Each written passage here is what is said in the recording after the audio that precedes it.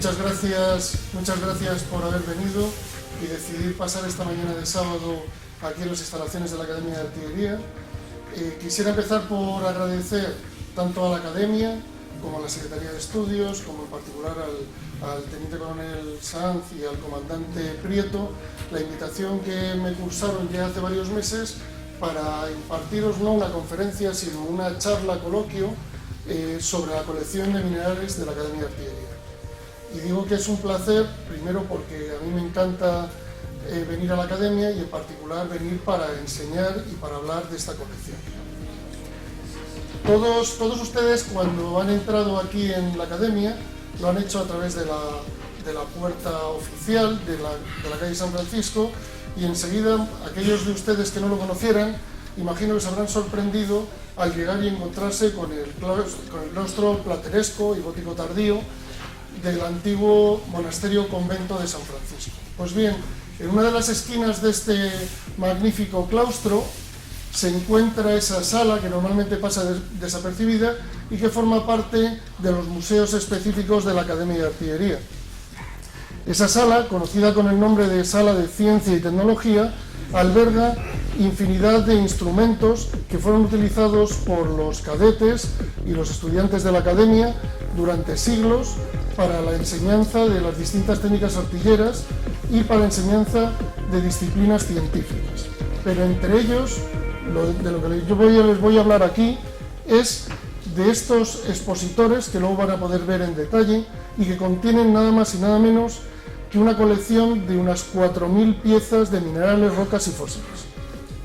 Esta colección de minerales está compuesta aproximadamente por un 60% de minerales, un 25% de rocas, un 7% de fósiles, otros elementos como aleaciones, fundidos, escorias y un 3% que todavía están pendientes de clasificar. Aquellos que sabemos cuál es su origen, la mayor parte, como ven ahí, son europeos, como el 60%. Destaca que hay un 12% de piezas que proceden de América, fundamentalmente de Sudamérica y del Caribe, y como ven, casi un 30% no sabemos de dónde viene. Lo que sí que es evidente, simplemente con asomarse a las vitrinas, y luego lo podrán hacer, es que la colección en sí no es única, sino que está compuesta de varias subcolecciones, y se puede ver por las bandejas o los recipientes donde están contenidos los minerales, que son de muy diferentes tipos. Los hay de cartón, los hay de madera pintados de verde, luego lo verán. Eso nos ha permitido diferenciar 5 grandes colecciones. La colección que se llama principal, que es la colección del grueso y la más antigua, como veremos a continuación. La colección secundaria, que está característicamente sobre bandejas verdes y que es de mediados del siglo XIX, como veremos. La colección de la Comisión del Mapa Geológico de España y la colección de aleaciones y fundidos. Y luego otros elementos que, por encontrarse sueltos originalmente, no les podemos asignar a ninguna colección. Entonces, cuando uno entra en el acuartelamiento de San Francisco y se encuentra con 4.000 piezas con esta composición, la pregunta que yo me haría es: ¿qué hace una colección de minerales en una academia de artillería? ¿Para qué necesitan los artilleros saber de minerales? La respuesta es muy sencilla, a la vez que compleja a lo largo de su desarrollo histórico. Lo primero que tienen que saber es que los artilleros, y en general los militares, fueron los responsables de la fabricación de las pólvoras hasta muy recientemente. De tal manera que cuando se fundó esta academia, en 1764, los artilleros no solo eran los responsables de fabricar sus propias pólvoras, sino también de las minas y fábricas donde se extraían los componentes de la pólvora. De tal manera que los artilleros tenían que saber de azufre, de salitre, etc. Pero es que también los artilleros eran los responsables de las fábricas donde se producían las piezas artilleras. De tal manera que tenían que saber de todos los metales y minerales con los que se fabrica el bronce, con los que se fabrica el hierro. Y en esa época, además, la deficiencia en el conocimiento de la mineralurgia y la metalurgia hacía que a veces las piezas artilleras fallasen y se rompieran. Por lo tanto, desde un principio, los profesores del Colegio de Artillería primero y luego de la Academia de Artillería tenían una preocupación especial porque los cadetes supieran mineralogía y metalurgia. Entonces, como les digo, los artilleros tenían que saber fabricar las piezas y la munición. Para ello tenían que conocer las minas del cobre y del zinc para saber fabricar bronce. Por lo tanto, tenían que saber diferenciar y apreciar el contenido en estos metales de minerales como la cuprita, la calcopirita, la esfalerita. Tenían que saber de las minas de hierro para fabricar las piezas que eran de hierro. Y como les comentaba, tenían que saber dónde se encontraban las minas de azufre, los salitres y otros aditivos que se ponían en los fuegos de artificio. De tal manera que no es extraño que en una academia de artillería haya azufres de diferente procedencia y además tanto en polvo como cristalizado. Esto formaba parte de las prácticas que seguían los cadetes. Que haya salitres, diferentes sales, nitratos, nitrato potásico, tanto salitres en bruto, como lo encontraban ellos en las minas que gestionaban, como salitre cristalizado listo para mezclar con el azufre. Y por último, aquí se ensayaba distintos tipos de carbón. Estos carbones, tanto vegetales, cogían distintas especies de árboles para hacer carbón, como carbones de origen inorgánico, como este grafito que tenían aquí. Mezclando estos tres componentes, como todos ustedes saben, surge la pólvora básica. Entonces, por un lado tenían que saber de esto, pero por otro lado tenían que conocer los minerales de uso industrial. ¿Por qué? Porque en esa época no había ingenieros industriales y los artilleros, junto con su título de oficial de artillería, salían como ingenieros industriales. De tal manera que todas las ferrerías e industrias de fabricación, primero de hierro y posteriormente de acero, eran gestionadas por artilleros. De ahí la importancia de que en una academia de artillería hubiera una buena colección de minerales para que los artilleros aprendieran a manejar todos estos compuestos.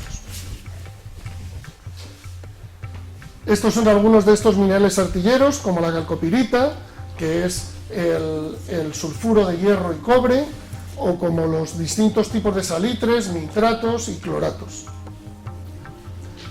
Por eso, desde que se fundó la Academia de Artillería en 1764, ya se disponía de una pequeña colección de minerales para formar a los artilleros. Esa colección de minerales empezó a iniciarse trayendo piezas de las antiguas academias de Barcelona y Cádiz, que se disolvieron cuando se fundó la academia. Pero sobre todo, esas piezas empezaron a traerlas los primeros profesores.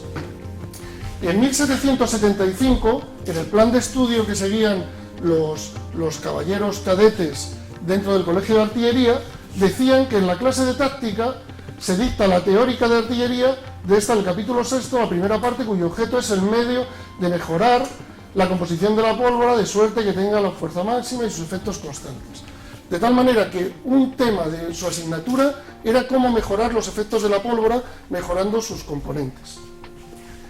En el propio Tratado de Artillería de Morla, que se escribió, fíjense, en estos años, ya ponía cómo tenían que combinarse el azufre, el salitre y el carbón para mejorar los efectos de los distintos tipos de pólvoras.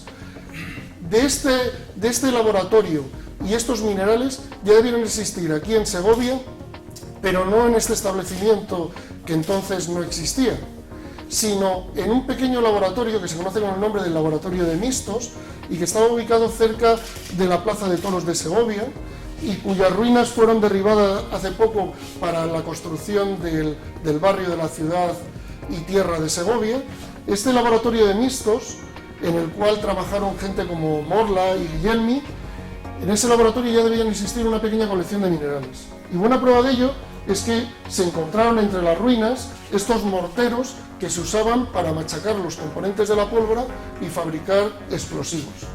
El propio Morla, en su libro El arte de fabricar pólvora en 1800, que lo escribe siendo profesor aquí, en el Colegio de Artillería, ya habla de dónde hay que traer el mejor azufre o el mejor salitre para mejorar la calidad de la pólvora. Pero un paso significativo en la evolución de esta colección de minerales de la que estamos hablando hoy lo constituye la invitación para ser profesor a esta persona que me han puesto aquí a mi lado, a Louis Proust, al famoso químico francés, en esos momentos un jovencito discípulo de Lavoisier, el Colegio de Artillería se quiere traer al mejor químico que haya para dar las clases de química y de mineralogía a los artilleros y invita a venir a Louis Proust. Louis Proust es invitado en 1785 y lo primero que hace Louis Proust en cuanto recibe la invitación es pedir ¿qué? Minerales. Lo primero que pide es una colección de minerales para poder hacer con los caballeros cadetes todas las prácticas que les permita saber qué contenido en cobre tiene este mineral, qué contenido en hierro tiene este otro mineral. Aquí ven de su propio puño y letra una carta dirigida al conde de Campoalange, fechada el 9 de octubre de 1790, pidiendo una colección de minerales para el colegio. Como el colegio estaban construyendo lo que luego sería la Casa de la Química, el edificio que está al lado del Alcázar, Louis Proust hace estos pedidos y le comisionan para que viaje por España a recorrer distintas minas. En ese recorrido que hace Louis Proust hasta que se termina de construir el colegio, recoge minerales que luego traería a la colección y que increíblemente 200 años después los tenemos aquí en la colección. En el año 92 le terminan el laboratorio, la Casa de la Química, y el 1 de febrero inaugura el laboratorio y se queja de que las colecciones de minerales que había pedido no habían llegado todavía, aunque habían pasado 2 años, y que los únicos minerales que tiene para hacer las prácticas con los artilleros son los que se había traído él de sus viajes por España. Minerales que casi con absoluta certeza sabemos que son estas piezas de la colección que tienen esas etiquetas de papel con forma rómbica y que están numerados con letras mayúsculas y un apóstrofe. Tenemos 12 minerales que se trajo Proust entre 1790 y 1792 de sus viajes por España, fundamentalmente de Almadén y de Linares. Esta es la etiqueta. Y como suele pasar en España, los minerales llegaron para Proust, pero llegaron, como ven, en mayo del 92, 3 meses después de que se inaugurase el laboratorio. ¿Qué minerales llegan? Llegan lo que ellos llamaron de lo doble del Real Gabinete. El Real Gabinete de Historia Natural que estaba en Madrid tenía ejemplares duplicados, entonces con esos duplicados le trajeron 134 piezas a Louis Proust. Aquí ven, la última es la 134. Pero el grueso de esta colección no está formado, como comentábamos, por estos pequeñas colecciones que hicieron los profesores a lo largo de finales del siglo XVIII, ni siquiera por lo que trajo Louis Proust. El grueso de la colección de la Academia, que pueden ver luego allí en la sala de Ciencia y Tecnología, está formado por la colección principal. Y la colección principal tiene este origen. Después de la Guerra de la Independencia, los responsables de la formación militar en la Academia quieren volver a que los caballeros cadetes se formen en química mineralógica. Entonces, el general García Loigorri, de cuyo nombre toma nombre esta sala, lo que decide es comprar una colección de minerales extensa y variada. Entonces, este documento es el documento de compra de la colección de minerales, fechado en 1817. Y lo que dice en él García Loigorri es: prevenido de la justa idea de la necesidad indispensable que tienen los caballeros cadetes a mi cargo de aprender mineralogía y química mineralógica, conviene enajenar una colección que se ha puesto a la venta y que es muy completa, como ahora veremos, etc. ¿Qué pasaba? Que, como suele pasar, el Colegio de Artillería no tenía dinero para comprar esa colección. ¿Y qué hizo? Fundir cañones viejos que estaban sin uso, los fundieron para, con el dinero que sacaron del bronce, en Sevilla, comprar esta colección de minerales. ¿Y a quién compraron esta colección de minerales? Al señor don José Ortega y su sobrino Casimiro Gómez Ortega. El señor José Ortega y Casimiro Gómez Ortega tenían lo que se llamaba en esa época un gabinete de historia natural. ¿Qué era esto? La mayor parte de los intelectuales y nobles de la época tenían colecciones de objetos de lo más diverso, desde plantas exóticas de América hasta animales que traían de Asia, hasta minerales y fósiles extraños que les habían traído. Para los aristócratas de la época, o para los intelectuales como José Ortega, que era boticario de los Reales Ejércitos, era un prestigio que en su casa hubiera objetos cuanto más extraños mejor. Objetos como, por ejemplo, una sierra de un pez sierra, ¿no? Traído de latitudes tropicales en algún envío de América. O objetos, por ejemplo, como minerales que destacaban por sus enormes dimensiones, como este cristal de cuarzo. Esto formaba parte de esos gabinetes. En 1752, más de medio siglo antes de esta compra, este señor, Dasselet d'Agerville, escribe un libro diciendo una relación de todas las colecciones de objetos de historia natural que hay en Europa.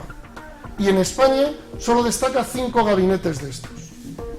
Uno de los 5 gabinetes es la colección del señor Ortega, boticario de Madrid, que prueba que es maestro muy inteligente en historia natural. Él no ha olvidado ninguna de sus partes y puede mostrar para cada una piezas muy curiosas. O sea, que la colección que la Academia o el Colegio compra en 1817, en 1752 ya estaba como uno de los 5 gabinetes más destacados de España. Pero es que la historia va más allá, porque don José Ortega, un boticario nacido en Añover de Tajo, en realidad heredó esta colección, este gabinete, del marido difunto de su mujer, porque José Ortega fue de mozo de botica en 1722 a Madrid, a la botica de Luis Llorente. Cuando muere Luis Llorente, José Ortega se casa con su esposa, y al casarse con su esposa hereda el gabinete de Luis Llorente. De tal manera que esta colección ya existía en 1722, porque al morir Luis Llorente, hace, en el Archivo de Protocolos Notariales de Madrid, hace una relación de los objetos y ahí están los minerales ya. Pero es que va más allá, porque Luis Llorente a su vez compró la botica a Ignacio de la Peña, y cuando Ignacio de la Peña le vende la botica en 1711 a Luis Llorente, ya está la colección de minerales. Esto significa que esta colección de minerales, con documentos, se puede remontar al menos al año 1711. Y eso convierte esta colección de minerales en la colección de minerales documentada más antigua del mundo. Porque solo hay 2 colecciones que la pueden igualar o superar en antigüedad, que son una parte del ramo de historia natural del British Museum, que es una colección de minerales cogidos en Jamaica a finales del siglo XVII, y el gabinete Amebach, que está en Basilea. Pero ellos no tienen la documentación que acredita la antigüedad, mientras que esta colección sí que la tiene. A lo largo del siglo XIX, la colección sigue los mismos avatares que el propio Colegio de Artillería. Una vez comprada la colección, el Colegio de Artillería empieza un periplo por toda España que le lleva a estar en Badajoz, en Madrid, en la Isla de León, en el propio Sevilla, en Cádiz ciudad. Y la colección va con el propio Colegio de Artillería moviéndose por España. Y la ventaja que tenemos es que al existir en la colección piezas muy singulares, podemos seguir muy bien por dónde ha ido el Colegio de Artillería y dónde ha ido la colección de minerales. Porque en todos los inventarios de traslado que se hace de los enseres de la Academia, se pone no sé cuántos tenedores, no sé cuántas cucharas, y de repente pone un cajón con minerales, y pone debajo una sierra de un pez del mismo nombre. Evidentemente, el que iba a meter esto para un traslado no pasaba desapercibido que era una cosa extraña. Entonces, podemos seguir el periplo a lo largo de todo el siglo XIX por toda España gracias a objetos como ese. Además de esta colección principal, que como hemos visto es el núcleo central de la propia colección general, hemos dicho que hay otras colecciones paralelas. Una de ellas es la llamada colección secundaria. La colección secundaria característicamente está sobre estas bandejas de madera pintadas de color verde. La colección secundaria perteneció al Museo del Ejército de Madrid y estuvo allí hasta mediados finales del siglo XIX. Buena prueba de ello es que esto es un catálogo del Museo del Ejército, entonces Museo de Artillería, luego convertido en Museo del Ejército, y aquí aparecen las mismas piezas que ahora tenemos aquí en Segovia. Probablemente se iniciara como una colección dentro del Museo de Artillería y posteriormente pensarían que era interesante que los caballeros cadetes se formaran con estos minerales, porque fundamentalmente son azufres, salitres y minerales de interés artillero. Una subcolección muy interesante es la subcolección de la Comisión del Mapa Geológico de España. La Comisión del Mapa Geológico de España se fundó en Madrid en 1849 y actualmente es el Instituto Geológico y Minero de España, que es donde yo trabajo. Pues bien, esta Comisión del Mapa Geológico de España, a lo largo del siglo XIX, hizo una serie de colecciones que regaló a todas las instituciones educativas de rango superior en España, a universidades y, como no, a la Academia de Artillería. Pues bien, todas esas colecciones que prepararon y regalaron, todas están perdidas. Únicamente la Universidad de Zaragoza conservan, creo que es 17 piezas de una de las colecciones. Aquí en la Academia están las 400. 200 minerales y 200 rocas. Además, las rocas eran cuidadosamente cortadas, formalizadas, para que cupiesen justo en el tamaño de las bandejas. Y sabemos exactamente cuándo llegó esta colección aquí a la Academia, porque a cada pieza le acompañan etiquetas con el nombre de esa roca o de ese mineral en francés, inglés, italiano y alemán. Y debajo pone una relación, en el caso de las rocas, de qué edificios de Madrid están construidos con ellas. Y en una pone, con esta se acaba de construir el año pasado el edificio del Banco de España. Entonces, y en otra pone en una mineral de nuestra colonia de Filipinas. Como el Banco de España se termina en 1899 y Filipinas se perdió entonces podéis entender que está por esos ejemplos. Aquí veis la colección de minerales y la de rocas de la Comisión del Mapa Geológico de España en una fotografía hecha de uno de los laboratorios de la Academia, del que estaba justo en la sala donde estamos ahora. En esta sala, esa foto está hecha sobre este frontal, donde está la pantalla, alrededor del año 1931. El comandante Sebastián Prieto me ha insistido que, aparte de comentarles estos aspectos históricos para que vieran la importancia de la colección, les cuente algunas curiosidades que se pueden deducir a partir del estudio de la documentación de las piezas. Y voy a pasar a contarles algunas anécdotas que espero que les resulten curiosas. La primera es referente a estas piezas. Esa foto que ven tan oscura es así de oscura porque en realidad esas piezas están expuestas en un museo con tan poca luz para que no se deterioren.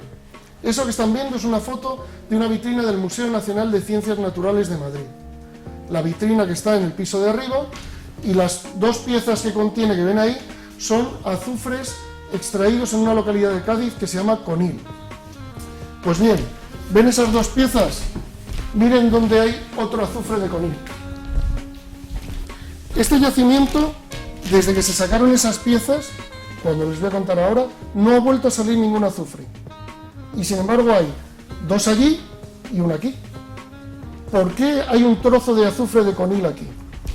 Resulta que ese azufre no lo encontramos los españoles en Cádiz, sino que a mediados del siglo XVIII los naturalistas británicos que recorrían Andalucía recopilando plantas, animales y piezas curiosas para los gabinetes británicos, uno de esos naturalistas encontró en una finca del duque de Medina Sidonia un yacimiento de azufre espectacular, donde salían unos cristales de tamaño decimétrico, como pueden ver aquí. Entonces este naturalista da noticia al gobierno británico y el gobierno británico se pone en contacto con el rey de España, en esos momentos Carlos III, y pide autorización para extraer esos azufres y llevárselos al British Museum. El rey de España autoriza a condición de que vaya también un equipo de españoles, se saquen dos piezas exactamente iguales, una vaya al British Museum y la otra venga a los Reales Gabinetes, que ahora son el Museo Nacional de Ciencias Naturales. Y así lo hacen. En 1771 bajo las órdenes de José Clavijo, van 2 expediciones, una británica que desembarca en Gibraltar y una española, se juntan en Conil y están 2 semanas picando para sacar 2 piezas enormes de azufre. La pieza británica la embarcan en Gibraltar y se la llevan directamente a Londres, y ahí está en el British Museum, si van ustedes a verla, y la pieza española viene por tierra, y al venir por tierra, al pasar por Despeñaperros, se les cae rodando y se hace añicos. Los que estaban en la expedición, ante el miedo de llegar a Madrid sin el azufre, se vuelven a Conil, están otra semana excavando y sacan otra no tan buena, pero suficientemente grande. Es esta que ven aquí. La del British Museum es mejor, pero bueno, esta no está nada mal. ¿Y qué hacen con los trozos? No van a llegar a Madrid y van a decir, y estos son los trozos de la que se nos cayó. No, como eran artilleros, se la traen a su colegio de artillería. Entonces, lo que tenemos aquí son los trozos del azufre de Conil que se cayó en Despeñaperros, en 1772. Se lo paso para que... Como ven, los cristales están destrozados. Aquí está este azufre de la academia. Otra curiosidad, esta pieza que ven aquí, pone, escrito a plumilla, petrificación de palo, Nandubai. En realidad es un tronco fósil, silicificado, es silópalo. Ahora cuando se lo pase, si se fijan, se ven hasta los anillos y la corteza de la madera, pero convertido en sílice. Esta pieza, en realidad, está aquí como parte de la colección principal porque debía formar parte del gabinete de José Ortega. Y esta pieza está traída de un envío de expediciones a América. A finales del siglo XVIII, los reyes españoles, Carlos III y Carlos IV, mandan expediciones a América para recoger piezas para los reales gabinetes. Unos mercenarios expedicionarios de los Países Bajos, los hermanos Heuland, organizan una expedición por Chile, Bolivia y Perú entre 1795 y 1800 y mandan cajones y cajones de fósiles y minerales. Entre los cajones y los inventarios aparece una petrificación de palo Nandubai, exactamente lo que pone en esa pieza. Vamos a seguir viendo cosas curiosas. Estas son las etiquetas que tienen esos envíos de América de las expediciones de los hermanos Heuland. Esta pieza, que es también de aquí de la colección de la Academia, es una pirargirita, un mineral de plata, es silópalo, es madera fosilizada en sílice. Como el que está en la entrada del Museo de Ciencias. Esto es un mineral de plata y aquí pueden ver el símbolo de la media luna de plata.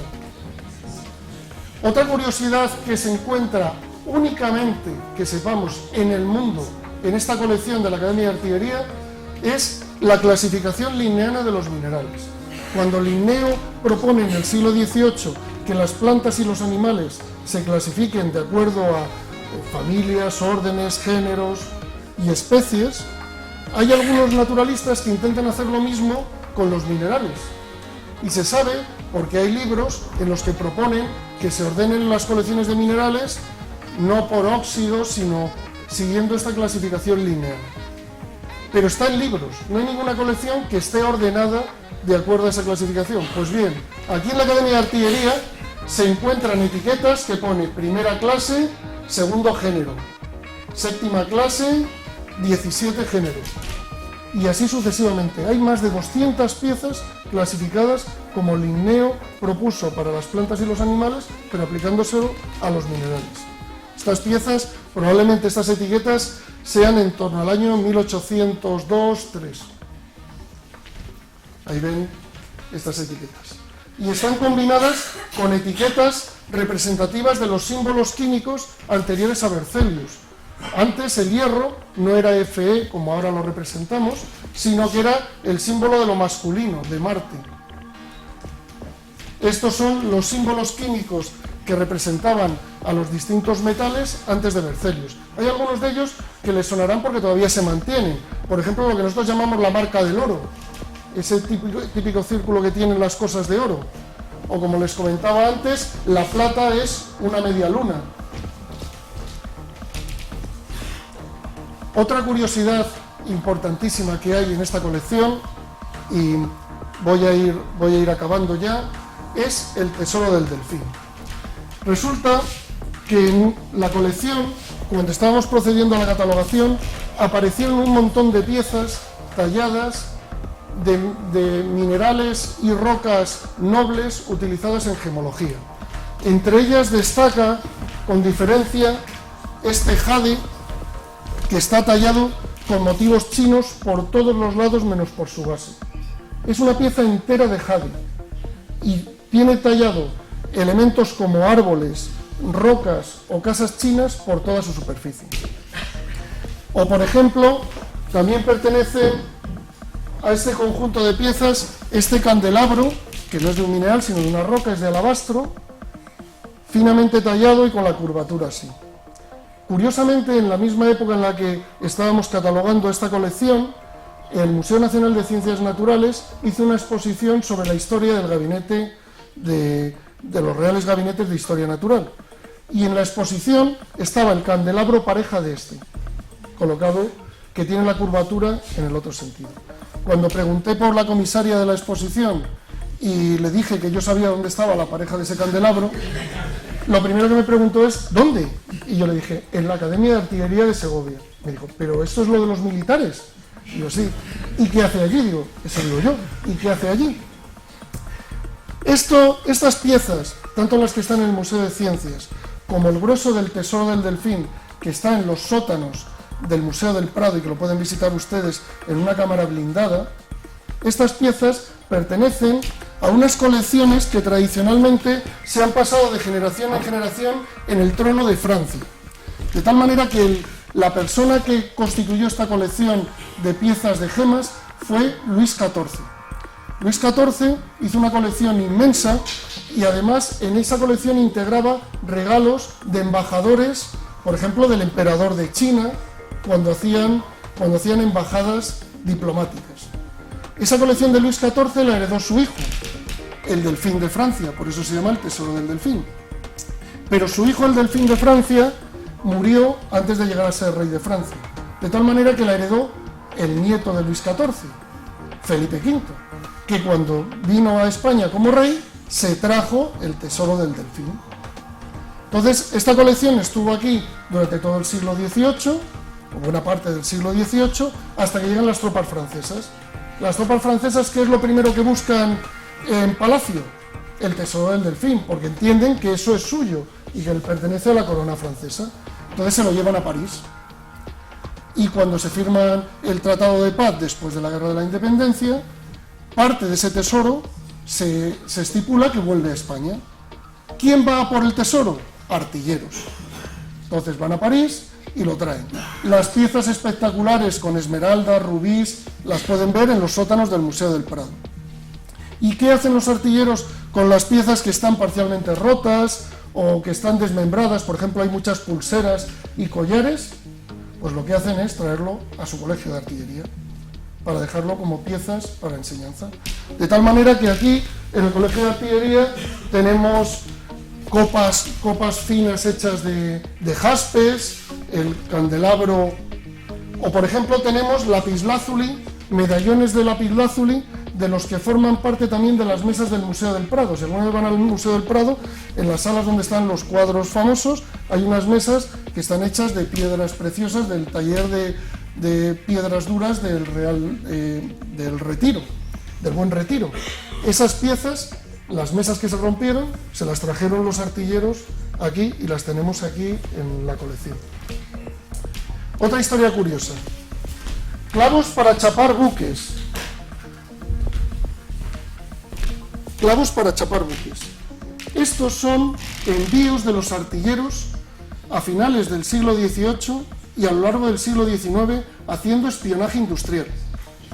Cuando los artilleros salían los mejores de cada promoción, eran enviados a hacer viajes de visitas por toda Europa. Entonces visitaban las ferrerías de Bradley, iban a Suecia, iban a Sajonia, sobre todo a Freiberg.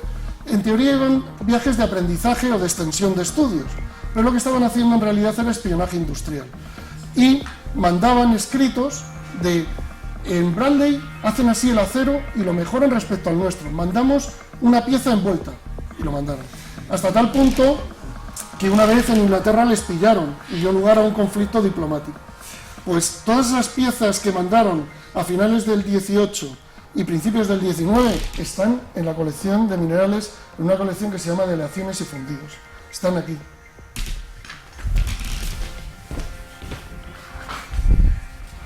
El oro de Siberia. Hay una serie de piezas de oro, en realidad es óxido de hierro con puntitos de oro, traído de Siberia. Y forma parte de la colección principal, con lo cual la Academia lo compró en 1817, con lo cual esto tiene que ser anterior a 1817.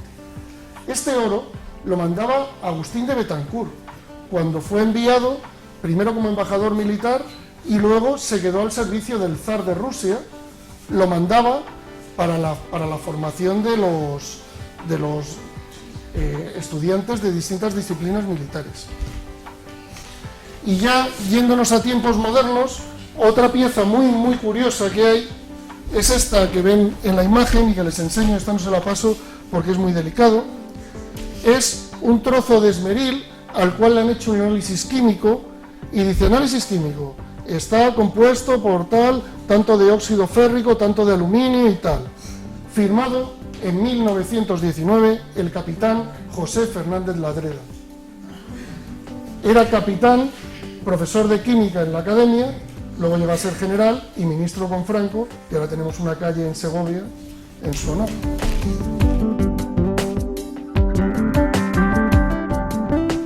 Ahora les quería hablar, un par de minutos sobre el proceso de recuperación. En el año 1990, como quedaban 2 años para celebrar el bicentenario de la llegada de Louis Proust a dar clase al Colegio de Artillería, se decidió montar una serie de exposiciones y hacer estudios sobre el legado de la química, el legado de los artilleros para la química. Y se pusieron en contacto conmigo para decirme que había aquí una colección de minerales y que mirase a ver si eso tenía valor para seleccionar unas piezas y llevarlas a la Casa de la Química y allí exponerlas durante la exposición del Bicentenario. ¿Cuál fue mi sorpresa? Cuando lo que nos encontramos es una colección muy destartalada, pero enseguida, a través del etiquetado, pudimos ver que eso tenía un valor notable. De tal manera que en el año 1990 empezamos a catalogar esta colección a fines de semana. Yo entonces estaba estudiando cuarto de carrera, gracias a un pase que me facilitó el entonces general y el coronel Sánchez. Unos años más tarde, ya pasados los actos del Bicentenario, pues tuve la fortuna de hacer aquí mi servicio militar. Y mi servicio militar consistió en seguir catalogando los 3.000 y pico piezas. Así que me dediqué a sacar todo de los armarios, limpiarlo, catalogarlo, utilizando unas fichas en las que conteníamos toda la información que nos ocurría. Así, al final de este periodo, la colección quedó colocada en estos expositores en el Laboratorio de Análisis Químico. En ese periodo también, gracias a 2 becas de la Biblioteca de Ciencia y Artillería, pude hacer la documentación histórica, de lo cual les he dado unas pinceladas, y pudimos hacer la catalogación informática de todos los fondos. Todos estos fondos están todos informatizados en sistemas gestores de bases de datos. Incluso se hicieron primeros intentos de diseño museográfico de lo que queríamos que fuera la colección, que es trasladarla o bien a la Casa de la Química o a los sótanos del Alcázar. Y seleccionamos qué piezas estarían puestas, qué material interpretativo se pondría, etc. Ya en la década de los años 2000 me cogió el relevo el coronel Herrera, aquí presente, y trasladaron la colección del Laboratorio de Análisis Químico a su situación actual. Y se produjo el resiglado de todas las piezas y la finalización de la catalogación. En el año 2008 Parte de las piezas salieron en una exposición temporal que se hizo durante 6 meses en los sótanos del Alcázar, precisamente en el lugar donde nosotros proponíamos que se ubicara la colección para que fuera accesible al público. Y el año pasado, el Ayuntamiento de Segovia, en colaboración con la Academia de Artillería, organizó dentro de los Domingos de Patrimonio una visita semejante a esta que están haciendo ustedes hoy. Y llegamos a la actualidad, y esto es lo que estamos haciendo hoy en el Día de las Fuerzas Armadas.